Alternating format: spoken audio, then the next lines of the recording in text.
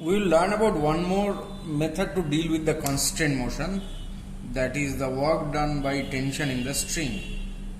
So you know, if a string has a constant length, obviously it will have, all the strings will have constant length as constant length, then it doesn't deform. It has constant length means it does not deform, so it doesn't store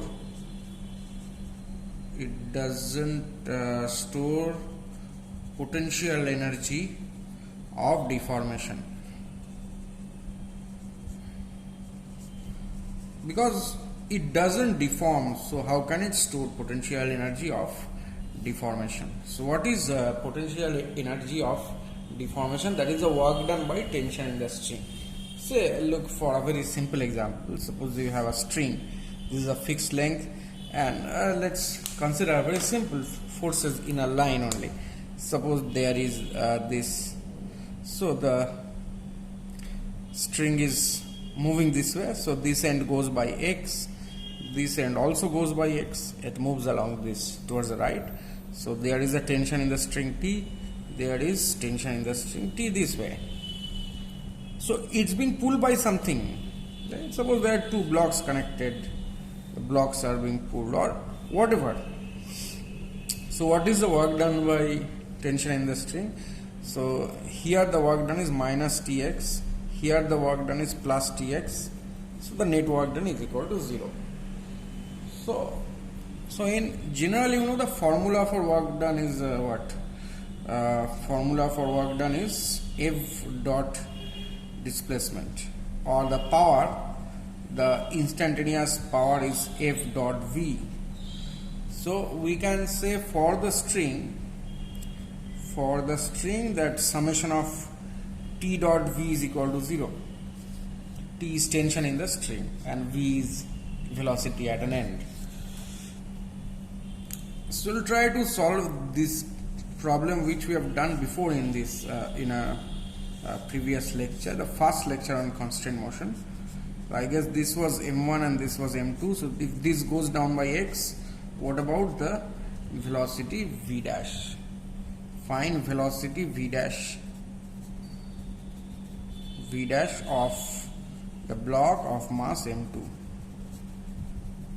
See here, sorry, M1. The masses do not matter, right?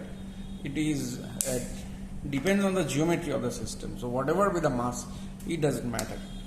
However, so we will use this method. Summation of T dot V is equal to 0. So there you have tension T, here you have tension T, and you know one thing, that in a massless string,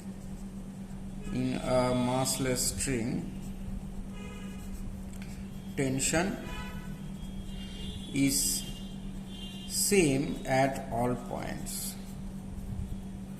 Tension is same at all points. For example, I mean, suppose a portion of the massless string, you take a finite portion of the massless string.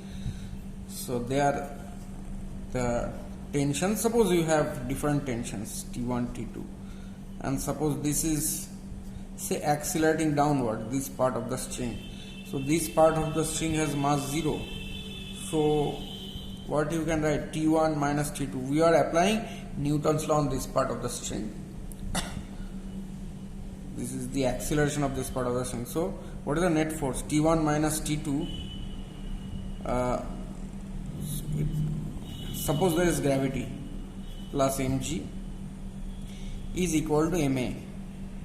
Right, now you put m equal to 0, you get T1 equal to T2. So this is a simple example where I have shown tension is same at all points on a massless string. However, we will obey that simple rule. So summation of T dot V, let's get back to the problem. Summation of T dot V equal to 0. So there tension is always a pulling force. Whatever in contact, the string will pull, the string cannot push. A rod can pull and push, do both things, but the string can only pull. Okay, so here what is the value of T here upward and V downward? So this is minus TV, and here it's plus T V naught is equal to 0. So V naught equal to V. From here you get V naught equal to V. Let's take some of this problem.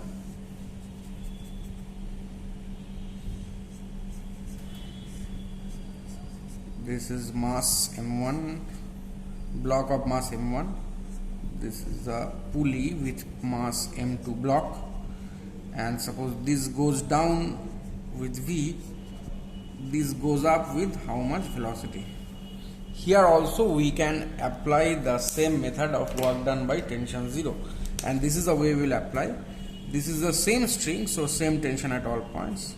Here tension T is upwards, and here if you take this whole thing, the pulley, this thing, the pulley plus the block, so there is T and T, two strings, same tension means 2T.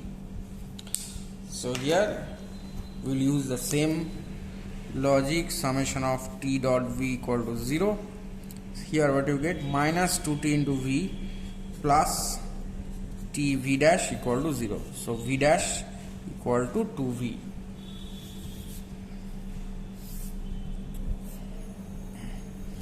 Okay, now say this one,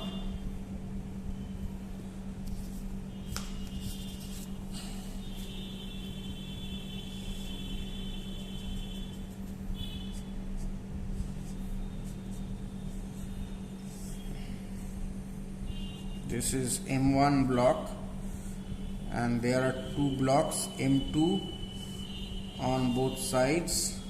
Okay. Now each of this is moving with velocity V. So this is moving with velocity V dash, and this angle is theta. So you have to find velocity V dash of the block of mass M1 if the two blocks move with V each. Now that we have solved the same problem in our previous lecture. So here only the method will differ. So here tension, how much, T here and T here upward, and T here and T here.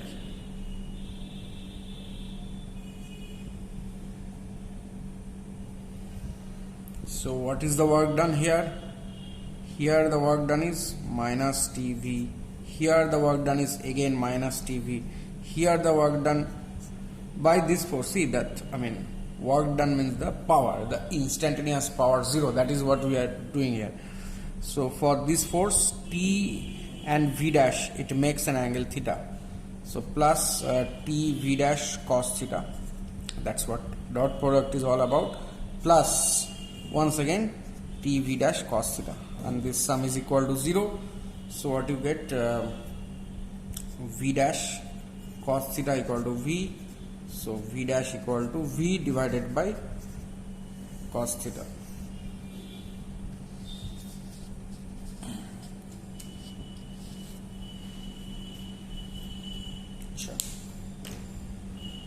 Now say you have a problem like this.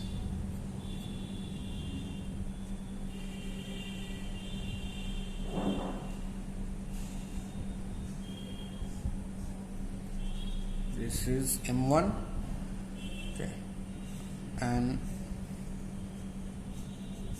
this is M2 and this is M3, okay, and the velocities are given V2 and V3. You see, both can come down actually because this pulley is coming down. So in this case, now all the pulleys are massless. All the pulleys are massless in this problem. and blocks M2 and M3 come down with velocities V2 and V3. Find velocity of block M1. See, this problem I am going to solve with that summation T dot V equal to 0. If you want, you can solve it by that traditional calculus method, right? That from a fixed point, consider a distance x, then x dot is v, x dash dot is v dash. Okay, I am going to solve it by this tension, work done by tension method, because it will be way simpler than the calculus method in this case. Okay, so in this lower rope, tension is T. So this is T here, and this is also T here. Now, if the tension in the lower rope is T, then in the upper rope it's 2T. Now, see why it's so.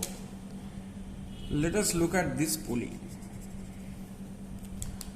Well, this is a massless pulley.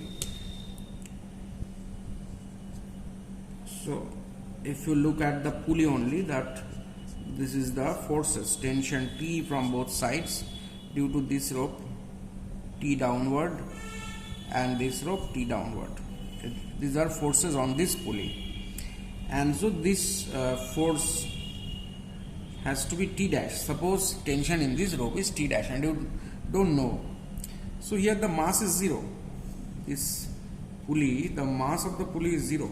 So again the same logic, Newton's law, if you apply Newton's law in downward direction, net force equal to mass into acceleration. Suppose it has an acceleration a, whatever, so 2t plus mg minus t dash equal to ma, if it at all has an acceleration a.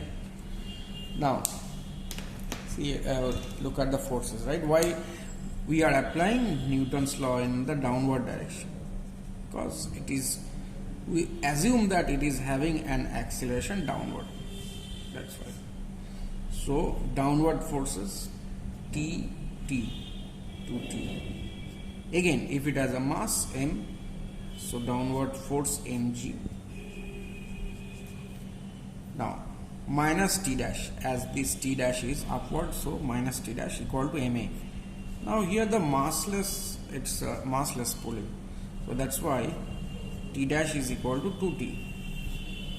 So this rope has tension 2t, so here also it is applying force 2t, tension is 2t. Now suppose velocity is v1, right? So let velocity of block M1 be v1. Now we will go for summation T dot V equal to 0. See here, see, only for the tension the work done 0, right? Will not involve any gravity or any other force. So these are the moving things, block. So T dot V here, T dot V here, and T dot V here. Here it's 0 actually, right? Here it is 0 because this pulley is also going down with the velocity V dash. V1, same as that of the block. Here it's, so here you get minus T V2, again minus T V3, and here what do you get? So net force is 0, right? So if you at all have to write, so plus 2t minus 2t into v1, no point in writing that, that will become 0 anyway. Plus, there is a plus sign because see, v1 is towards the right and 2t also towards the right, so 2t v1 equal to 0. Therefore you get v1 equal to v2 plus v3 divided by 2.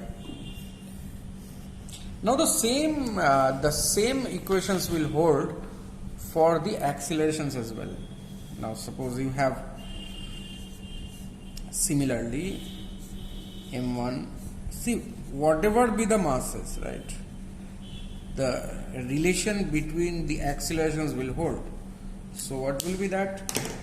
This is having downward acceleration a2, this is having a3 downward, this is having a1.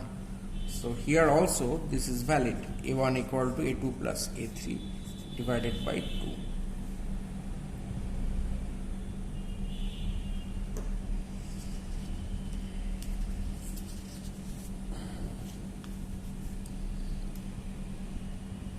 Okay, let's take up a problem. There we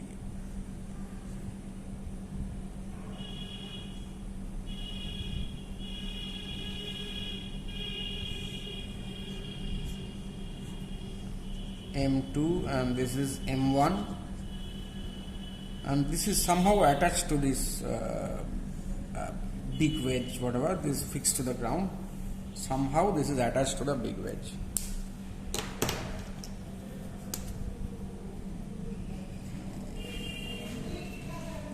This is fixed, this big wedge, this is a fixed table, rather fixed table. Now question is that now I will discuss with accelerations. It means the same, the ratios is same. If this has acceleration A, if acceleration of block M2 is A downwards, find acceleration of M1, acceleration of block M1. It is same as asking if the velocity of this block is V, what is the velocity of this block? It will come with the same ratio. So as we have done summation T dot V equal to 0, so we can do summation T dot A equal to 0, right? Because they will bear the same ratios, velocities and accelerations. So let's see there. If this is a string, right? This one is a string and that one is a different string. If this string has tension T, obviously this string has tension 2T. So there the force will be 2T. See the same logic. Okay, I would have said that all pulleys are massless.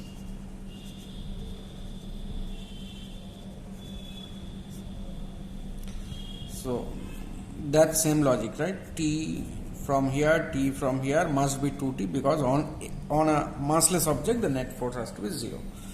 Okay. So suppose this acceleration is A dash. Let acceleration of block 1 be A dash. So minus TA for this, minus TA, and this will be plus. So plus 2T A dash equal to 0. So A dash equal to A divided by 2.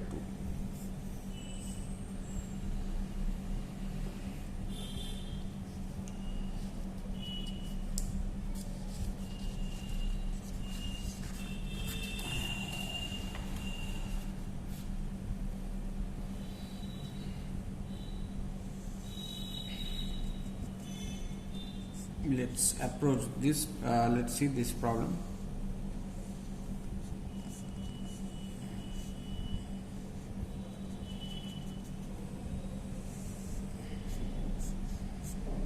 M2, this is M1, and say at present this angle is theta with horizontal. Now this goes down with a velocity V. At this moment find velocity of block 1 or M1, block of mass M1. Here also we can try that method. See, velocity of block 1 will be parallel to ground, there is no doubt about that, because it will be displacing parallel to ground. So that's v1. So let, or v dash, let it be v1. Let v1 be velocity of block m1. Okay. So now this is tension T here. Same tension acts here T. So summation T dot v is 0. So minus T v plus T v1 cos theta equal to 0. So v1 equal to v divided by cos theta. We could have approached in a different way also. This one, this approach is known as, we can equate, we can also equate velocity components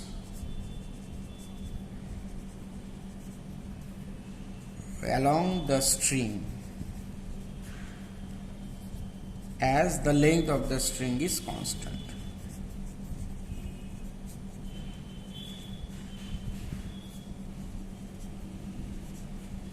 That means, say if you have a curved, say if a train is going along a line, right?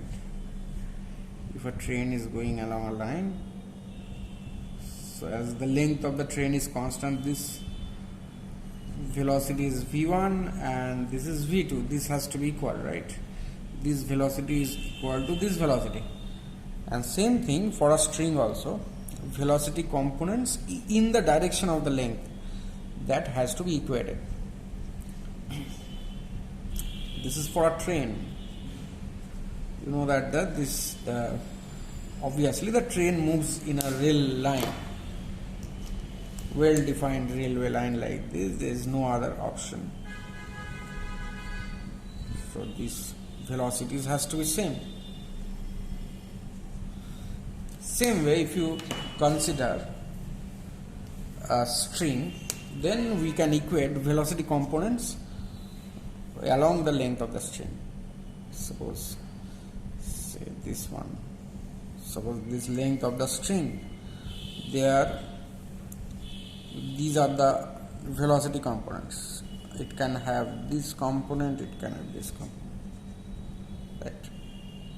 And this is the string of a fixed length.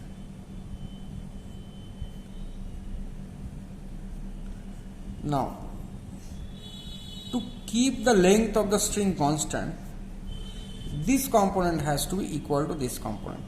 Now, this component and this component has no relation with the length. So, there is no such condition. They can be whatever. This perpendicular to the length can be whatever. Okay. So, let's go back to the same problem and solve it by this way.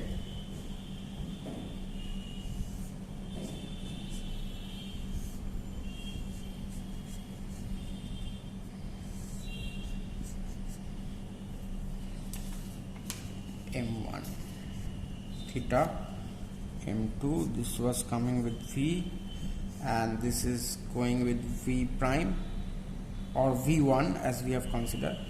So you have to find v1, right? So see, this is the length of the string, right, or along the string. So this component is v. So let's resolve this. Draw a perpendicular onto the string. This component can be whatever. There is no such constraint as I said. So this is v1 cos theta.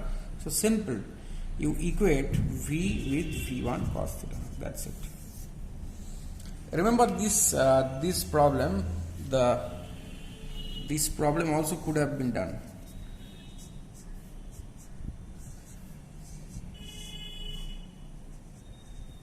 m1, right? So this was v dash, and each of this is coming with velocity v. So this is in the direction of the string, this v dash you have to resolve. So component of v dash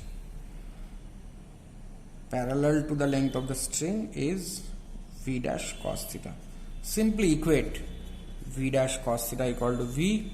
So v dash equal to v divided by cos theta. This is one way.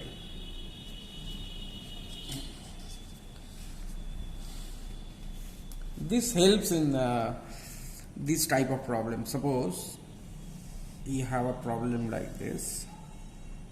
There, wall and the floor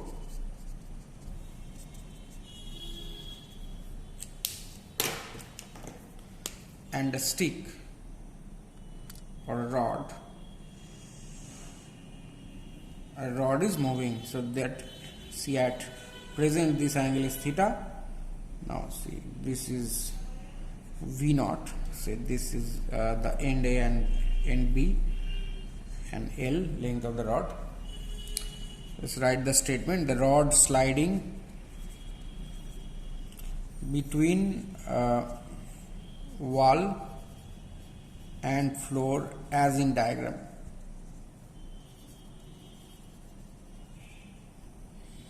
Okay, so V dash is velocity of end A. Find velocity of end B. Find velocity of end B. Obviously, velocity of end B, suppose it is V. Let velocity of let V be velocity of end B. Obviously, velocity of end B will be this way. Now we can equate the components parallel to the rod, because see, similar to the string, the rod also doesn't change its length, right? So we can equate the components of velocities parallel to the length of the rod or along the length of the rod, right? So what is this component? Component of V dash along the length of the rod. This is theta. So this is V naught cos theta, component of V naught rather, V naught cos theta. It's having this V naught sin theta component. That has nothing to do with this condition of maintaining the length constant. So that this angle is 90 minus theta. So this component will be V cos of 90 minus theta. So V sin theta. And there will be one more component. This has nothing to do with that constant length. So we can equate velocities parallel to the length, as the length doesn't change. So V sin theta is equal to V naught cos theta. So therefore V is equal to V naught cot theta.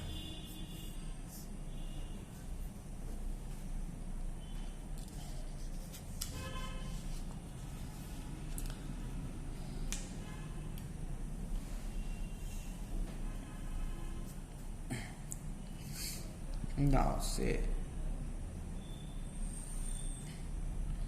okay, let's solve the same problem by a different method. We can also solve it by calculus. We can also solve it by using calculus. So that's the way. So consider this as x and this as y. Okay. Now velocity of this end is V naught and velocity of this end is V. So we know that dx dt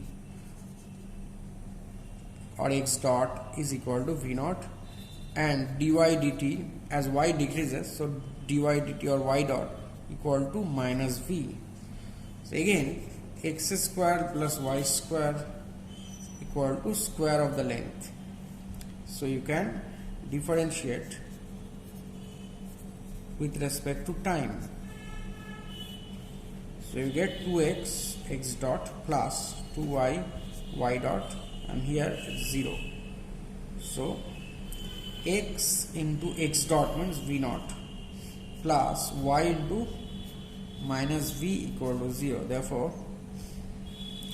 V equal to x by y times V naught. So therefore V is, so what is x by y? Cot theta.